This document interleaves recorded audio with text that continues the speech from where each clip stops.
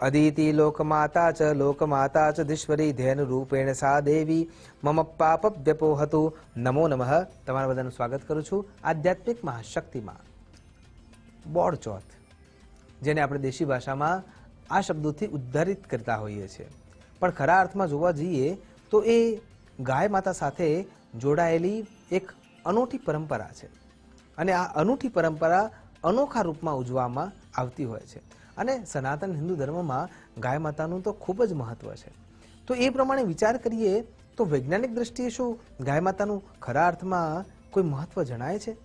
કેમ આપણે અને વિદેશની પ્રજા આજે લાખો રૂપિયા ખર્ચીને ગાય માતાના જોડે બેસવા માટે, એના જોડે સમય ગાળવા માટે તત્પરતા દેખાવડે છે, અને એ તત્પરતાની સાથે સાથે એ ગાય માતાનું સેવન પણ કરે છે? કેવી રીતે? એમને સ્પર્શે છે, એમના શરીરમાંથી નીકળતું જે દૂધ છે એ અમૃત રૂપે એનું પ્રાશન કરે છે, ગૌ રજ માથા ઉપર ચડાવે છે અને ગૌમૂત્રનું દવા તરીકે ઉપયોગ કરે છે. એ પ્રમાણે એની સેવના કરે છે. અને વિદેશથી ઘણા લોકો તો સદૈવ માટે વિદેશને છોડીને કેવળ ભારત ભૂમિમાં ગાય માતાની સેવા કરવા માટે પણ આવવા લાગ્યા છે. તો કોઈકના કોઈક તો એવું કારણ હશે. ઋષિગત પરંપરાના આધારે જો વિચાર કરીએ તો ગૌ માતાના શરીરમાંથી જે ઉર્જા નીકળતી હોય છે એ ઉર્જા દરેક વ્યક્તિ માટે ખૂબ જ મહત્વની બની જાય છે. એમાં પણ જે ગીર ગાય છે એ સૌથી ઉત્તમ માનવામાં આવે છે. જેમ ગાયના શરીરમાંથી જે દૂધ નીકળે છે એ ખરા અર્થમાં દૂધ છે જ નહીં. દરેક મનુષ્ય માટે એ અમૃતમય પદાર્થ છે.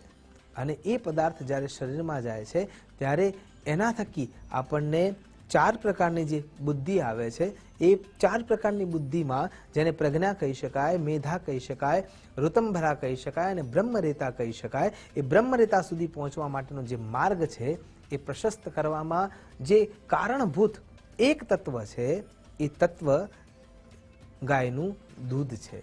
અને એટલા માટે ગાયની મહિમા કે મહત્તા આપણા સનાતન શાસ્ત્રોમાં લખેલી જોવા મળે છે.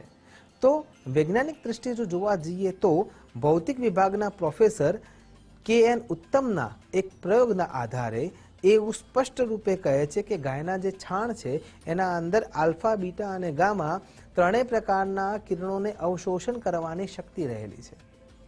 હવે જે એ અવશોષિત કરવા માટેની જે શક્તિ છે એને આપણે વિચાર કરીએ તો મોટાભાગના જે બેક્ટેરિયાથી કે જીવાણુથી કે વિષાણુથી કે વિષાક્ત જીવોથી જે રોગો થવાના હોય છે એ મારવાનું કામ આ ગાયનું છાણ લીંપણ રૂપે કરે છે. અને એટલા માટે આપણા ત્યાં ગાયના લીંપણ દ્વારા દિવાલોને લીંપિત કરીને સુશોભિત કરવાનો રિવાજ હતો. અને આજે પણ કોઈ વ્યક્તિ મૃત્યુ પામે છે ત્યારે જે ચોકો કરવામાં આવે છે એ પણ ગાયના છાણનો જ હોય છે. તો એના પાછળનું કારણ એ જ છે કે શરીર જ્યારે મૃત્યુ પામ્યું છે, દેહ નાશ થવા લાગ્યો છે, ત્યારે એના અંદરથી જે બીમારીના કીટાણુઓ છે એ બધાને અવશોષિત કરીને એનો નાશ કરવાનું કામ એ ગાયનું છાણ કરી રહ્યું જ છે. અને એટલા માટે જ આપણા સનાતન ધર્મમાં આની ઉપયોગિતા જોવા મળે છે. હા, શાસ્ત્રને ધર્મ સાથે જોડવાથી એનો ઉપયોગ દરેક વ્યક્તિ કરી શકે, ચાહે એ નિરક્ષર હોય કે સાક્ષર. તો કહેવાનો તાત્પર્ય એટલો જ છે કે ગાય માતા આપણા જીવ સૃષ્ટિને ટકાવી રાખવા માટેનું એક અભિન્ન અંગ છે. ને એટલા માટે જ ગાયને મા તરીકે આપણે પૂજીએ છીએ. અને આ જ વ્યવસ્થા સનાતન હિન્દુ ધર્મની સંસ્કૃતિમાં વણાયેલી છે. કેવી રીતે? જો વિચાર કરીએ તો ગાવો મેં અગ્રતઃ સંતુ ગાવો મેં સંતુ પૃષ્ઠતઃ ગાવો મેં હૃદય સંતુ ગવા મધ્યે વસામ્ય. અદિતિ લોક માતા છે અથવા અદિતિ દેવ માતા છે. એ વિશ્વની માતા છે, દેવોની પણ માતા છે. અદિતિ લોક માતા છે, લોક માતા જ ધીશ્વરી ધેન રૂપેણ સા દેવી મમ પાપ વ્યપોહતુ. જ્યારે 4 પ્રકારની બુદ્ધિને ઉજાગર કરવા માટેનું જે તત્વ આપણે આપણા શરીરમાં ગ્રાહ્ય કરીએ છીએ ગાયના દૂધ રૂપે, ત્યારે ધીરે ધીરે આપણી બુદ્ધિ તૈલ બુદ્ધિ સુધી પહોંચવા લાગે છે. અને એટલા માટે પણ એ તત્વ ખૂબ જ મહત્વનું બની જાય છે. એટલે પૃથ્વી પર સૌથી શ્રેષ્ઠ અમૃતમય કોઈ પદાર્થ હોય તો એ ગાય માતાનું દૂધ છે. અને એટલા માટે સૌએ એને ગ્રાહ્ય કરવું રહ્યું. હજી વિચાર કરો, શાસ્ત્રોમાં તો એવું વર્ણન સ્પષ્ટ રૂપે મળે છે કે ગાય માતાના પગના અંદર તમામ પ્રકારના પર્વતો સ્થિર થઈને બેઠા છે. ગાય માતાની પૂંછડીમાં અનંતમ વાસુકી શેષ પદ્મનાભમ ચ કંબલમ શંખપાલમ કરકોટકમ કાલિયમ તક્ષકમ તથા. તો શેષ જે છે એ અનંત રૂપે ત્યાં સ્થિર થઈને બેઠા છે. એનાથી આગળ વિચાર કરીએ તો રોમકૂપોમાં તમામ પ્રકારના ઋષિગણો સ્થિર થઈને બેઠા છે. જ્યાંથી છાણ નીકળે છે એ ગુહ્ય ભાગમાં સ્વયં ભગવતી પરંબા લક્ષ્મી બિરાજમાન થાય છે. ભગવાનના મુખારવિંદમાં અને નાસાગ્ર ભાગમાં ભગવાન રુદ્રનો પણ વાસ જોવા મળે છે. મસ્તકના લલાટ ભાગમાં રુદ્રથી માંડીને વિષ્ણુ નારાયણનો પણ સમાવેશ જોવા મળે છે. અને એમના શરીરમાંથી નીકળતા અમૃતમય ભાગમાં તમામ પ્રકારની નદીઓનો જે છેલ્લો સાર છે એ નીકળતો જોવા મળે છે. કહેવાનો અર્થ એ છે કે 33 કરોડ અથવા 33 કોટી પ્રકારના દેવો લો અથવા 33 કરોડની સંખ્યાના દેવો ગણો, એ બંને ગાય માતાના શરીરમાં વ્યાપ્ત છે અને વ્યાપ્ત જ છે. એટલા માટે આપણી સંસ્કૃતિને પ્રશસ્ત કરવા માટે અનાયાસે જ ગાયના શરીરને સ્પર્શ કરી એના નજીક જવાથી જેમ વિદેશીઓના રોગોમાં અથવા માનસતંત્રમાં જે શાંતિ પ્રવર્તે છે એ શાંતિ આપણે સ્વતઃ મેળવી શકીએ એમ છીએ. અને એટલા માટે બોળ ચોથ જેવા ઉત્તમ વ્રતો આપણે ત્યાં જોવા મળે શકીએ છીએ. તો કેવી રીતે બોળ ચોથના દિવસે ગાય માતાની સેવા અર્ચના અને આરાધના કરી શકાય? દિવ્ય મંત્રો સાથે, સુયોગ્ય પદાર્થો સાથે ગાય માતાની વંદના કરવી જોઈએ. અને એમાં પણ ચંદન દ્વારા ગાય માતાનું શરીર જ્યારે સ્નાનાદિક કર્મ તમે કરાવીને શુદ્ધ કરો છો અથવા મંદિરના પટાંગણમાં જે ગાય માતા ઊભા છે એમને શુદ્ધ કરી દેવામાં આવ્યા છે, ત્યારબાદ એમના ઉપર રેશમી વસ્ત્ર અર્પણ કરવું જોઈએ.